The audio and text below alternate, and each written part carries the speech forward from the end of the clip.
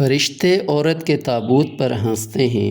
ایک دن رسول اکرم صلی اللہ علیہ وسلم نے حضرت جبرائیل علیہ السلام سے پوچھا، کیا فرشتے بھی کبھی ہنسا کرتے ہیں؟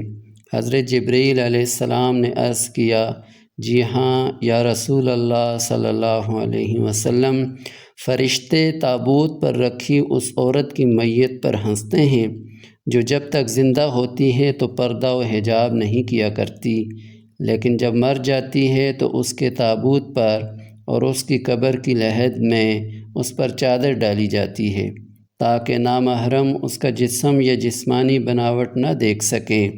یہ صورتحال دیکھ کر فرشتے ہنستے ہیں اور کہتے ہیں کہ جب تک یہ عورت دیکھنے کے لائق تھی تو اس نے اپنے آپ کو پردہ و حجاب میں نہیں رکھا، اور اب جب کہ اس کی میت سے سب کو گین آتی ہے، اسے چادر سے چھپایا جا رہا ہے۔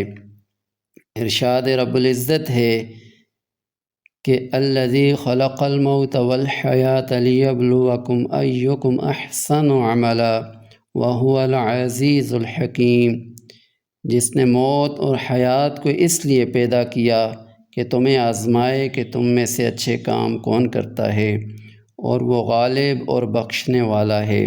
بے شک جو لوگ اپنے پروردگار سے غائبانہ طور پر ڈرتے رہتے ہیں ان کے لیے بخشش ہے اور بڑا ثواب ہے۔